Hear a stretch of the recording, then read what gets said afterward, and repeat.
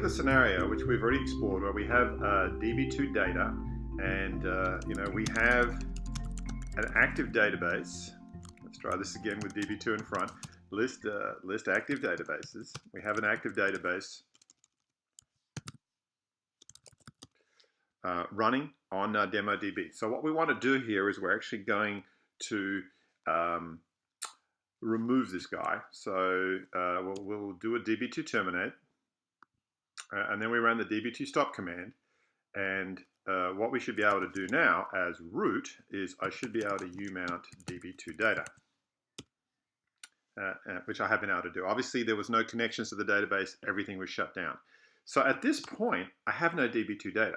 What I'm going to do is I'm going to introduce it. So the first trick here is I'm going to bring up the Actifio desktop, and I'm going to do a mount. So I'm going to do a mount from the last snapshot that we took, which we know is application consistent.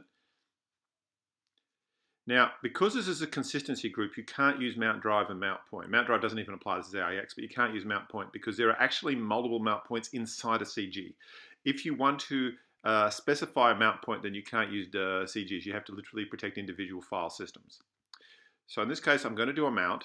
This mount, because this is a very small example, is only going to take a couple of minutes. On a larger machine with lots of disks, you may find it, it takes longer. It really does depend on the size of the system and the number of disks that we've got. So I'll pause the video just for about a minute. All right, so you can see that my mount has completed. Took 1:13. Let's go and have a look at the actual host itself, though, because that's where the interesting stuff is. So we run a DF, and now we have 2 extra mount points, and the one we're interested in is probably this second one. So let's have a look in here, and sure enough, this one contains the snapshot of DemoDB. All right, so one simple trick I can do here, and there is several ways you could do this, but this is the most appallingly simple way, is simply to remount that mount point as DB2 data. So I now actually have DB2 data, and again, if I ls-l DB2 data, I can see I've got my DemoDB. Okay, so now I need to switch back to my DB2 user. I'm going to start DB2. Remember, before I did a DB2 stop. I'm only using a demo version here. Now, there's a couple more things I need to do. Now, sometimes people will uncatalog. In this case, I didn't uncatalog, so I don't think I'll need to catalog. We'll see what happens. Yep, it already exists, which is fine. So instead, what I need to do is simply tell DB2, hey, there is a DemoDB here. Please bring it up as a snapshot. So now what I can do is do a DB2. I'm going to connect to DemoDB, which I've done. I'm going to do a list tables. I'm going to do a select aster from, vproj.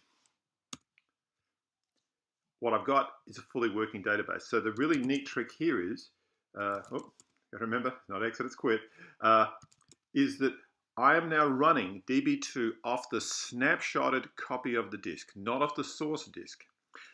So everything is there and usable as it was before. And when I'm done, what I can do is do my DB2 connect reset. I can do my DB2 terminate. And I can do my DB2 stop. I can switch back to root, and I can umount DB2 data. And I can go back to running DB2 if I liked off my original copy. And pull everything back together. So you can see that DB2 is now mounted off the original mount point. And then I just need to go back to DB2 and restart it. Thank you for joining us for another YouTube Tech Tip video. If you like the content you're seeing on this channel, please remember to like the video, subscribe to the channel, and turn on notifications so you will be alerted to any future content.